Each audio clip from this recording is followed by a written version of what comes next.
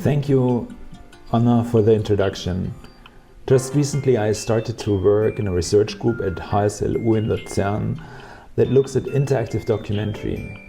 And I started a practice-based PhD with Judith Ashton, who had a talk here in this lecture series 1 month ago, where she introduced us to the concept of metamodernism.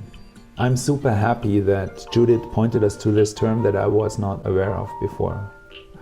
I feel like this term describes me and all the things I'm fascinated with and have been fascinated with for quite a while. It is a true privilege to be here to share my thoughts, to get your attention. I'm very happy to be able to focus on thinking and reflecting the thing that is so dear to my heart, the thing that has many names. It is called iDocs, interactive documentary, or more specific, Korsakow, or from a wider angle, documentary. I will talk to you as an artist, not as a scholar. This allows me to talk about what I see, not about what has been tested and confirmed by other people in the field, but what I see and what I am able to describe. So please check what I say, not only with your perspective, but also with what the kids say. The kids on YouTube or TikTok, or your kids at home. What I say often seems to make more sense retrospectively, but the disadvantage of looking at things in retrospective is that you have to wait for the future to arrive first, to be able to look back, and that takes time. I like to look into the future, so how do I do that? How do I look into the future? Well, in general, there are different strategies. People are usually somewhere between two extremes. On the one side, there are people that have, or imagine that they have, a precise understanding of the past. They know in which order things happen and why they happen. This is then what they see when they look into the future. The other extreme is a flexible understanding of the past. And in both cases, the difference is not to which level past events are understood. The better past events are understood, the better in any case. Both strategies are valid. I tend to the later strategy. My brain works like that.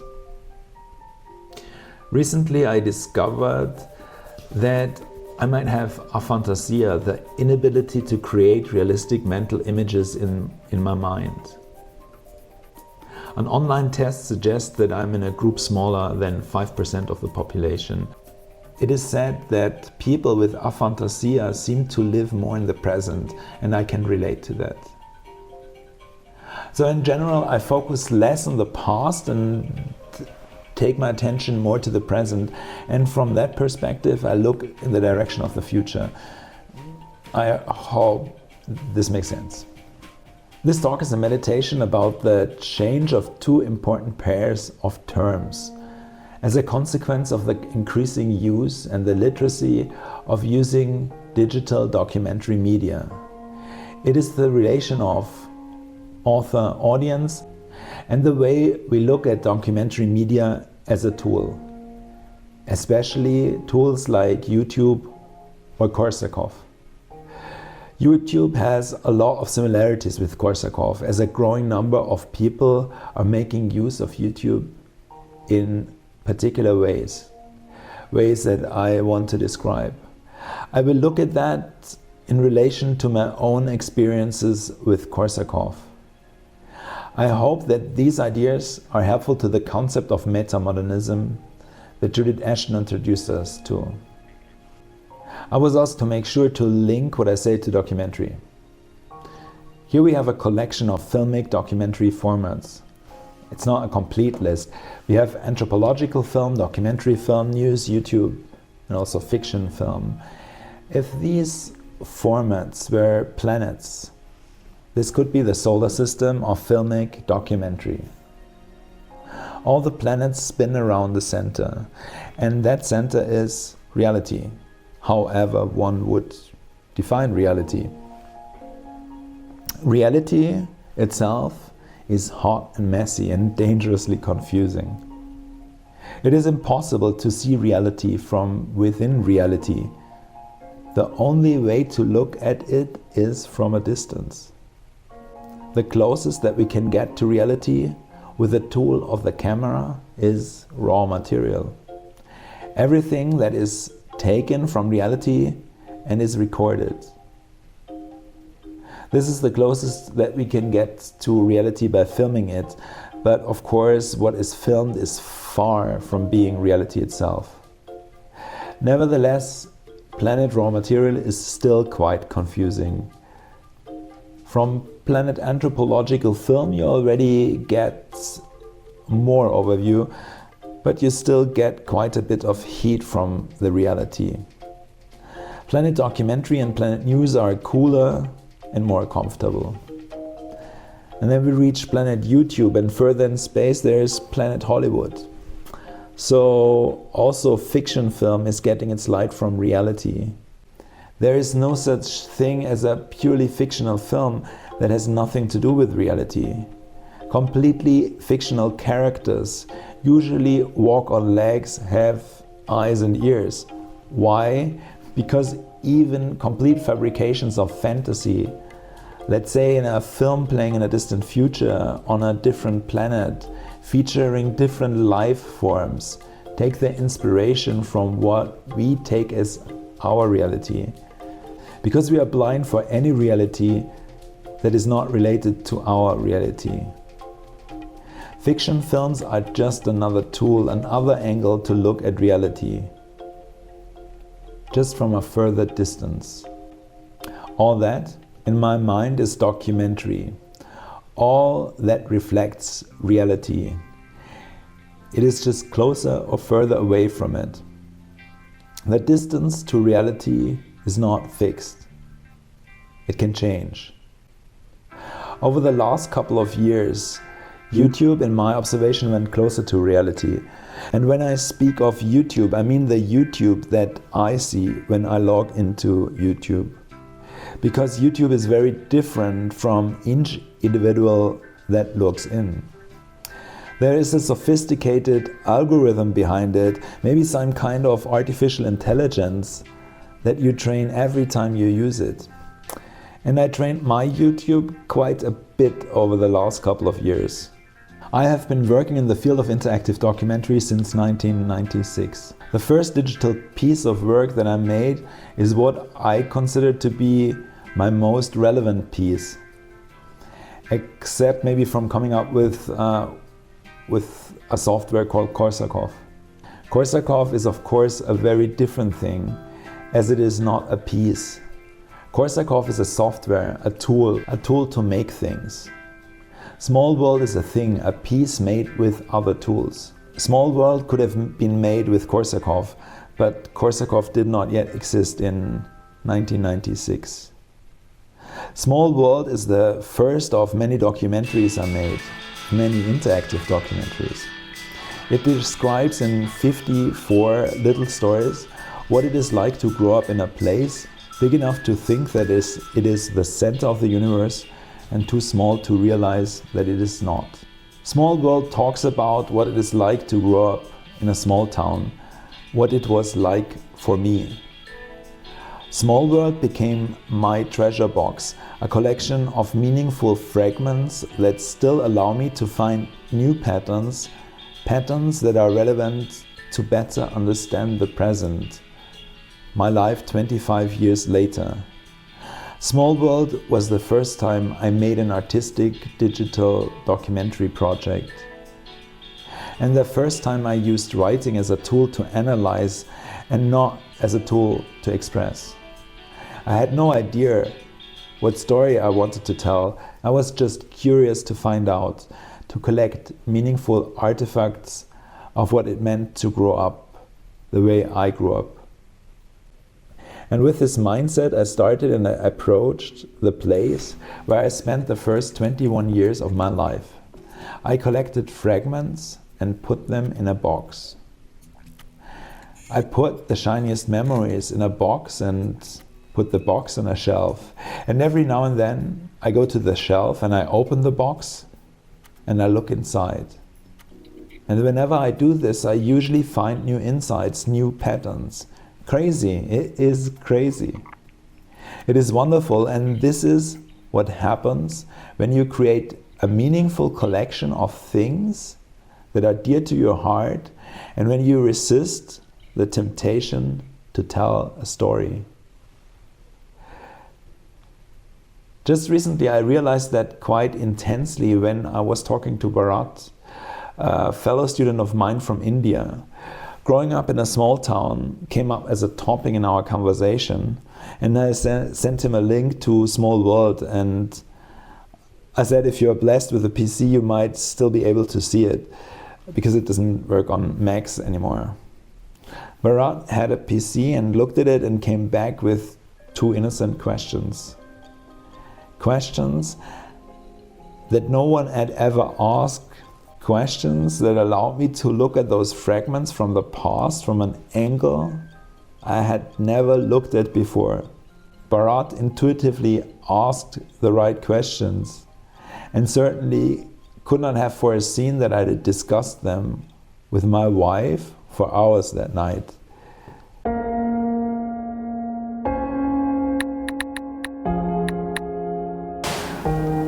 What is a documentary? A documentary is like a little container that a documentary maker uses to put bits and pieces from the reality into it. So you put this reality into the container, and then you close the container and you can pass it on to another person. And that other person might be in the future. And that person opens the container and can see the things from the past.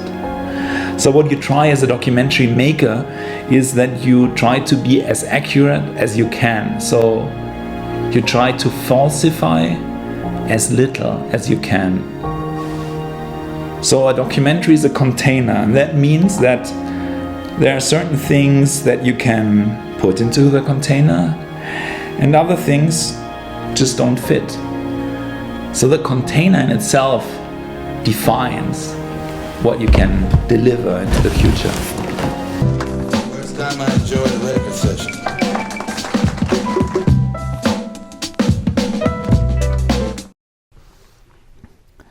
So what is Korsakow?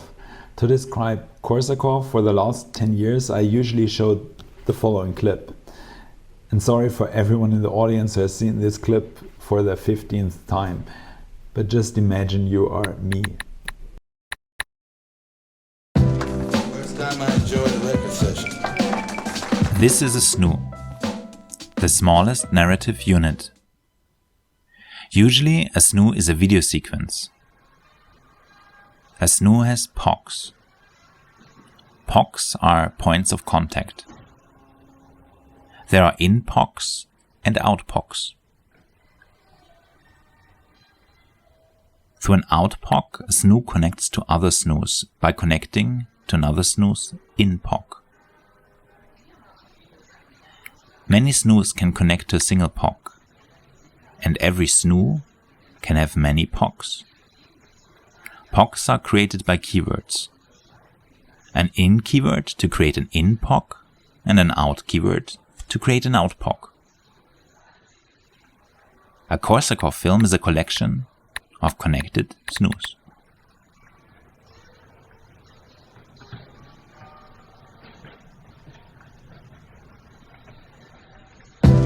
First time I enjoyed a record session.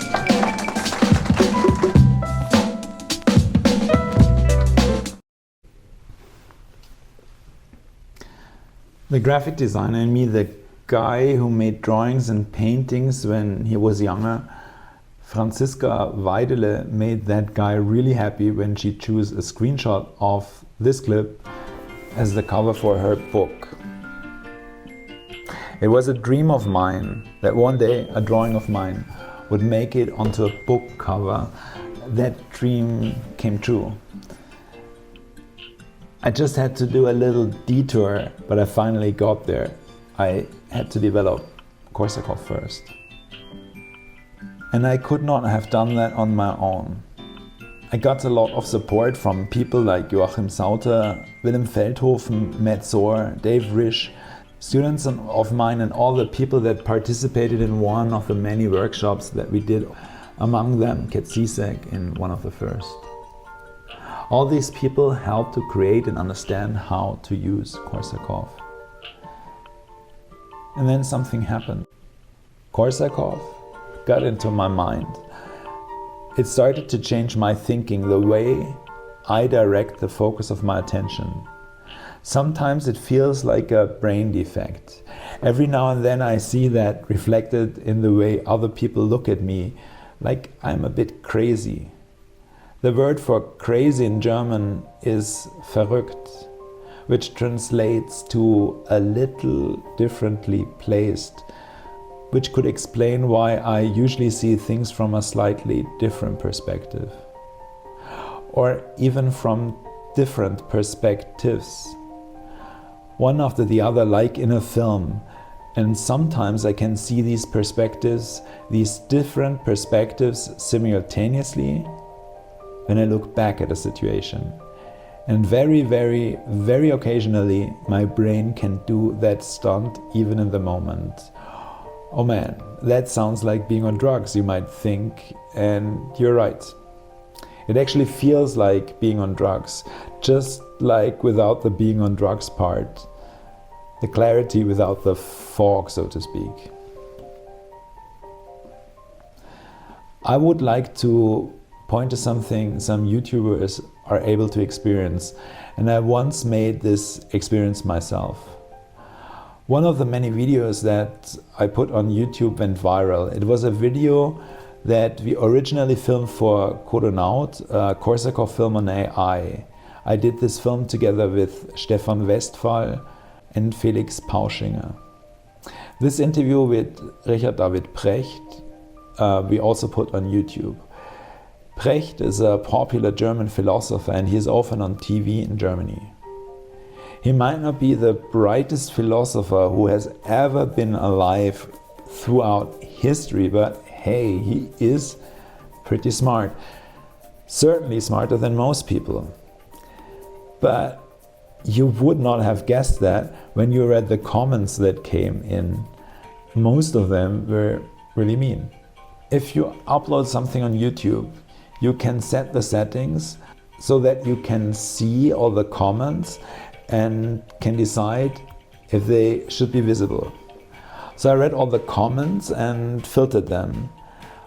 Most of the comments were noise, but I received hundreds of comments and maybe one or two were really fantastic. Fantastic, like they could change your life, that kind of fantastic. Enlightening comments are really rare, very rare. The trick is to not get distracted by the noise. People are often afraid that they get mean comments because they might not conform to the norm or something. And it is true, there are these mean comments. Most comments are mean, maybe 90% are just mean. This leaves us with 10% that are either useless or maybe nice and friendly and good for the ego, which you might need sometime when you need healing or support. If a comment is mean, it is most likely written by an idiot, and you are well advised to just ignore it, which of course is easier said than done. The other comments you might want to ignore are the nice comments, the healing ones. Medicine that is good for healing might not be healthy for you when you are being well already. That is why you don't take painkillers when you are not in pain, right? Interesting are the comments, the ones that add to what you put out there, that add a perspective that you were not able to see before someone pointed you to that perspective. Some of these comments can be truly enlightening, and they can come from anyone. Don't focus on the noise. If you look at the noise, that is what you will see. Instead, look for the signal. And if you learn how to look for it, you can see it everywhere. If you're not afraid anymore of making yourself vulnerable because you fear the comments, you can share traumatic experiences. Let me introduce you to Truthless, one of the two examples that I would like to show today. I want to tell a story that starts when I was in year 7. I was 12 years old and I really loved drawing. Specifically, I loved drawing portraits, just people's faces, front on, 3/4 profiles, the whole lot. Even back then, I think I was a pretty obsessive kid, so I had this A5 book that had 140 pages in it, and it was my mission to fill every single one of those pages with a portrait. Just somebody's face, a face that I'd made up, not really drawing anyone in particular, more just drawing face after face after face. I really loved the eyes, the eyebrows, the way that the eyebrow curved into the nose, the way jawlines looked. I was just obsessive. Anyway, I get to the end of this book. I've got 140 portraits in there, and like any 12-year-old, I want validation for my creative efforts. But I don't really know who to get that validation from. Then it hits me. My art teacher at the time. I'm going to show him all these portraits I've done, and you know what he's going to say? He's going to say, "You're amazing, kid. I can't believe a 12-year-old did this. This is freaking magical, and you should never give up." That's what he's going to tell me. So art class, it's on a Friday, and I've made this commitment, I've made this decision on the Monday. So I've got to wait like 4 days with this art book just burning a hole in my backpack. We get to the art class, we get all the way through it. Finally, we get to the end of the class, and there's my moment. I walk to the front of the class, he's there, all the other students have left, and I say, "Hey." You can probably guess how the story goes on. I've drawn some portraits. Can I show you the portraits? And I pull out my book and I start flicking through these faces that I've drawn, and I'm suddenly struck with self-consciousness. Like, what's he going to say? Is he going to tell me they're amazing? Is he going to tell me they're shit? Is he going to tell me that I need to work harder? Or is he going to tell me to keep going? Like, I don't know. It's the first time that I've really felt that kind of pressure. And you know what he did say? He shrugged. Then he said, "I have to go." He had to go. He was probably late for something, looking back. But my 12-year-old brain didn't take it that way. Truthless is not afraid to make himself vulnerable. He speaks openly and honestly about the things that happened to him in a lot of videos that I have seen from him. This makes him successful in the sense that he gathers an audience, not a silent audience, but an audience that provides feedback. My reaction was to not draw for 10 years. Watch this, Lise. You can actually pinpoint the second when his heart rips in half. And now! Serious YouTubers and podcasters often talk about the feedback they get and how they learn from it. But it also can be difficult sometimes, as this video shows that Truthless uploaded to YouTube 1.5 years later. I am an author. Life is amazing. Look at me. Am I not smiling with my 10-year-old self who said he'd one day write a book? Then I got this one DM, and it was so small, and I don't usually get affected by nasty DMs, but this one really got me. I just restoried a bunch of people storying my book, and this guy replied saying, "Bro, stop reposting your book. It's the quickest way to lose followers." It was 18 months of trying at this one project, and I could finally celebrate it with the world, and this guy just assumed that all I wanted was social media followers, not for people to like my book. And usually I have good systems in place to ignore that, but on this one day I didn't. And so here's what my October looked like. I slept a lot, I complained a lot, my days got a bit shorter, I didn't really make much art, I deleted all my social media apps, I didn't make much money. I think I did one commercial job that month. I posted next to nothing. Every time I saw people post my book, I didn't reshare it. I sort of stopped celebrating that. I felt this sensation like I'd put so much of me into one project that I just had nothing left to give after that it was all there and I was done. I'm like, all right, that's everything I have to say about anything, and goodbye. Goodbye. I will fade into obscurity now and never bother anybody again. And that just kind of perpetuated all of those negative feelings. In Korsakow, I also experienced the magic of feedback. I experienced what comments feel like when we did a series of Korsakow shows in a theater in Munich over a period of 2 years. I did these shows together with the author of books, Tobias Hülswit. At the center of a Korsakow show, is a Korsakow film. With laser pointers, the audience collectively votes which clip is shown next. Left and right of the stage are two experts seated who can ask to speak when they feel inspired by what they have seen in the film. After an expert has pressed a button, he or she is selectable by the audience. The audience now has the choice of rather another clip or the voice of an expert. Whenever the expert has been chosen, he or she gets 2.5 minutes of speaking time and can say whatever lies on his or her heart. During the show, the audience also has the ability to send text or Twitter messages. These messages are then displayed on the side. Bolder members of the public can also come forward and press a button to stand for election. If the member of the audience is selected, he or she gets speaking time, just like the experts before him or her. The audience takes on the role of the presenter. First time I enjoyed a record session.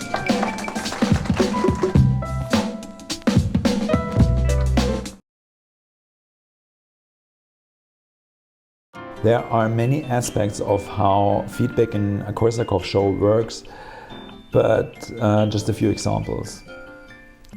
What felt embarrassing first was, once we overcame the fear of useless negative feedback, a great relief.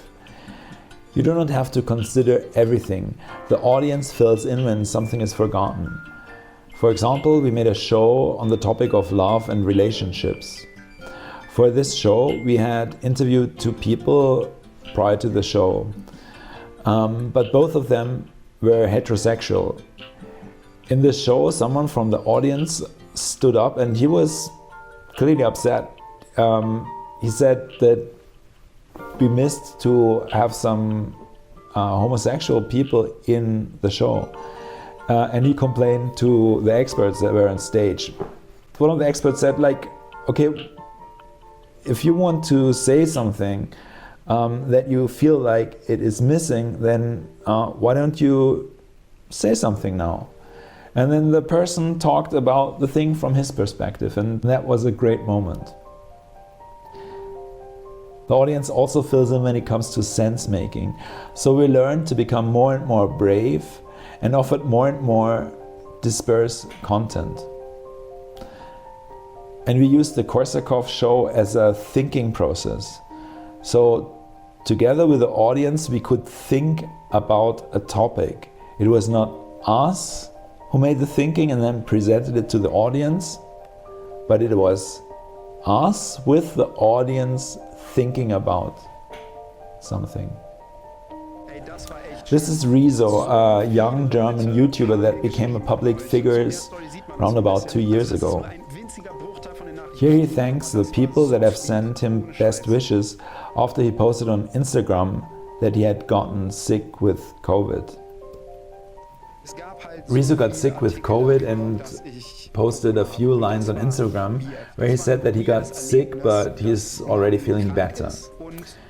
He's a public figure in Germany and that set off an avalanche of newspaper articles. Here he describes what usually happens when print media turns its attention on him. Newspaper bubbles emerge. Rezo explains in a few words different kinds of bubbles and says that these newspaper bubbles are much more toxic than other kind of bubbles that we know from other online media. He describes a pattern that after newspapers write about him, all these people come online and post all these mean stuff. He is able to talk in simple and precise words about it. He certainly experiences the situation he describes from the inside, but he is also able to look at it from the outside. This is pretty cool. If you have ever tried that, this is pretty cool. He is inside himself, talks about how he feels. The next moment he is able to look at himself from the outside. Then he describes how he is perceived from certain perspectives. In other videos, he also explains what the reason is that, for example, TV or newspaper journalists talk about him the way they do, even if they got it all wrong.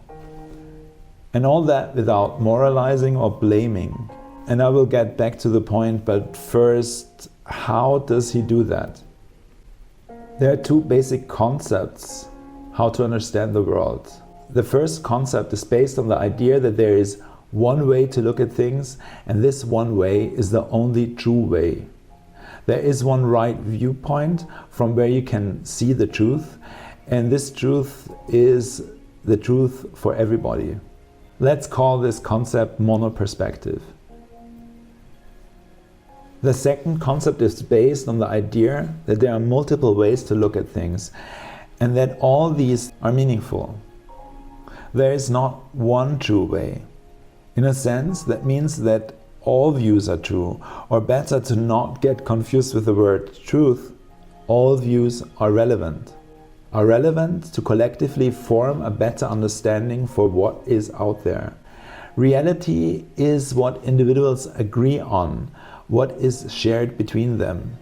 That means that the individual viewpoints have to be constantly exchanged and discussed to get and sustain the shared reality. Let's call this multi-perspective. A lot of communication has to take place. It is necessary in order to agree on a shared reality. The better the communication tools, the more multi-perspectival societies became. The better the communication, the more views can be considered to build a shared reality. So there are these two concepts to understand the world. There's monoperspective and there's multi-perspective. But people are usually not one or the other. They are usually both to a certain degree. Very rarely people are in one extreme, either monoperspectival or multi-perspectival. Most people are somewhere on the scale between one and the other, somewhere between -10 and +10 on the scale of perspective. He had to go. He was probably late for something, looking back. He had to go. He was probably late for something. When Struthless talks about what has happened to him, that traumatic experience with his teacher, he does not blame him. He even finds an explanation to excuse him. He had to go. He was probably late for something. And that is very typical. And pretty much for all the others that are in this category. No moral judgment. There is a strong focus on what is and how to navigate what is, and not if something is good or bad, why someone is acting good or bad. The changes that are suggested relate to oneself, not to others. There is no moral outrage. It is as if these YouTubers are all ideal Buddhists, people that do not blame, do not judge.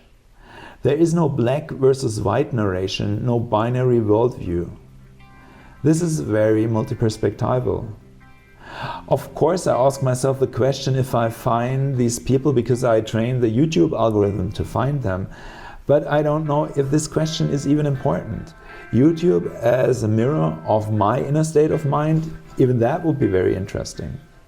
Monoperspectival thinking might still be a popular way of thinking, but it is not a successful strategy to find solutions for the hyper-complex problems that we are increasingly facing. People like Rezo are not a niche. Rezo's first public appearance on national stage in Germany was 2.5 years ago, when at the age of 26 he posted a video on YouTube where he talked about politics in a similar fashion prior to the elections of the European Parliament. The video was seen by 12 million people. Germany has a population of 82 million people, and it is said that it changed the outcome of the election by a couple of percentage points. It certainly had an influence on my vote. Media is a mirror that we built, a mirror that shows us. To produce contents with the incentive to give an audience what they need or what their audience wants to see is a strategy to build distortion mirrors. I understand that this is what may have been necessary in the past, but I firmly believe that this is not what we need in the future. This is not what we need in the future. The cost of having distortion mirrors everywhere can be felt at the time we are in right now. The costs can be counted in the number of lives lost at places where vaccines are widely available. I guess this is a learning we will take in one way or the other into the future. The way to build a better mirror is to take our attention away from what the audience wants or needs and put it instead of ourselves. Who is the author of the YouTube experience? The authors on YouTube that create their content? The authors of YouTube, the people who came up with the platform? The programmers who built it? The people who decided on its algorithm? Or is this just the infrastructure? But could you think of one without the other? Looking at Truthless or Rezo on YouTube, and looking in the archives and looking at the older videos, noticing how they developed over time, it seems obvious how much their thinking has been shaped by YouTube. I feel there is a lot of similarity with my own experience with Korsakow. I am the creator of Korsakow and I am the creation of Korsakow. So where is the author? Where is the author of this event? Is it Wiehl? Is it Zoom, the company that invented the software that we are using? Is it the universities that we are associated with? Is it you who makes sense of the words that you hear through the speakers of your computer? The one who makes sense of what you see on your computer screen? Or when you lift your gaze and look out of the window? Is the author me? Is it all the people from which I got all the ideas that are in my head? Is it the people from which all the ideas came that went into Anna's head? Or is it the people from which all the ideas came that went into the head of the people that made the software Zoom? Or is it the people who came up with the words we are using? Where do you start? Where do you start the story? To define a source where all that began, to set an author, to me feels arbitrary, like a random set starting point. Where is the author? It would be bold to say that I'm the author of my thoughts. I did enough hours of meditation to know that this cannot be true. Where do you start? Where do you start the story? Who is the author? Who is the audience? We committed ourselves a long time ago to the concept that there is an author. We agreed that there is an author of everything and anything.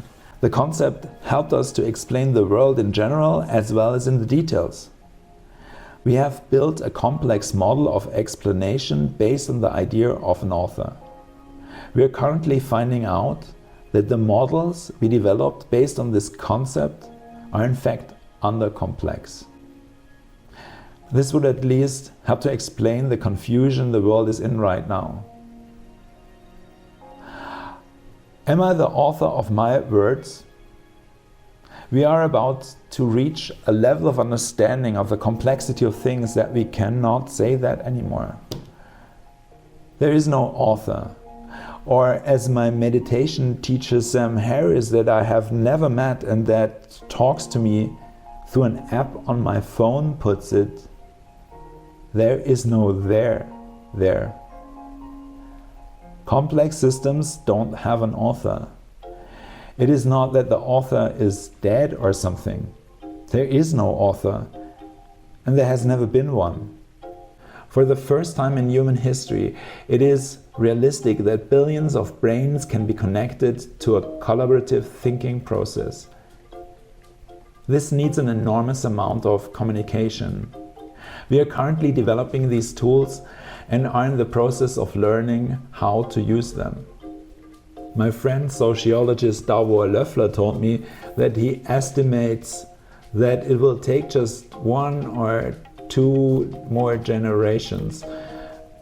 At least this is what his calculations show. Thank you very much for your attention.